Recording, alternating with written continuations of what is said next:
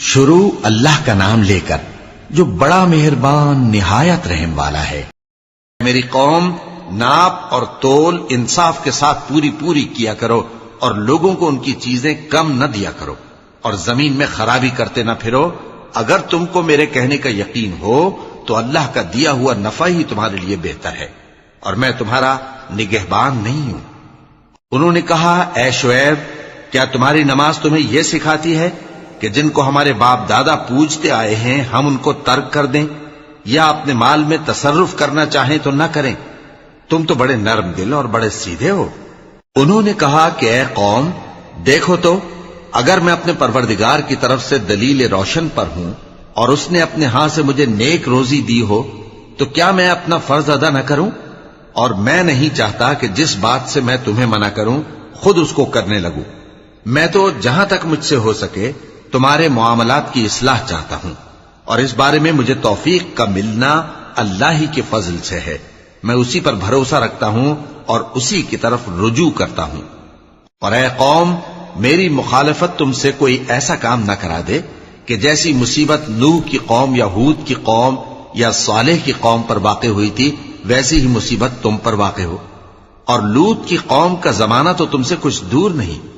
اور اپنے پروردگار سے بخشش مانگو اور اس کے آگے توبہ کرو، بے شک میرا پروردگار بڑا مہربان ہے، بہت محبت کرنے والا ہے۔ انہوں نے کہا کہ شعیب، تمہاری بہت سی باتیں ہماری سمجھ میں نہیں آتی اور ہم دیکھتے ہیں کہ تم ہم میں کمزور بھی ہو، اور اگر تمہارے بھائی بند نہ ہوتے تو ہم تم کو سنسار کر دیتے اور تم ہم پر کسی طرح بھی غالب نہیں ہو۔ انہوں نے کہا کہ اے قوم، کیا میرے بھائی بندوں کا دباؤ تم پر اللہ سے زیادہ ہے اور اس کو تم نے پیٹھ پیچھے ڈال رکھا ہے؟ میرا پروردگار تو تمہارے سب اعمال کا احاطہ کیے ہوئے ہے۔ اور اے قوم، تم اپنی جگہ کام کیے جاؤ، میں اپنی جگہ کام کیے جاتا ہوں۔ تم کو ان قریب معلوم ہو جائے گا کہ رسوا کرنے والا عذاب کس پر آتا ہے اور جھوٹا کون ہے۔ اور تم بھی انتظار کرو، میں بھی تمہارے ساتھ انتظار کرتا ہوں۔ اور جب ہمارا حکم آ پہنچا تو ہم نے شعیب کو اور جو لوگ ان کے ساتھ ایمان لائے تھے ان کو تو اپنی رحمت سے بچا لیا، اور جو ظالم تھے ان کو چنگھاڑ نے آ دبوچا تو وہ اپنے گھروں میں اوندھے پڑے رہ گئے، گویا ان میں کبھی بسے ہی نہ تھے۔ سن رکھو کہ مدین پر ویسی ہی پھٹکار ہے جیسی سمود پر پھٹکار تھی۔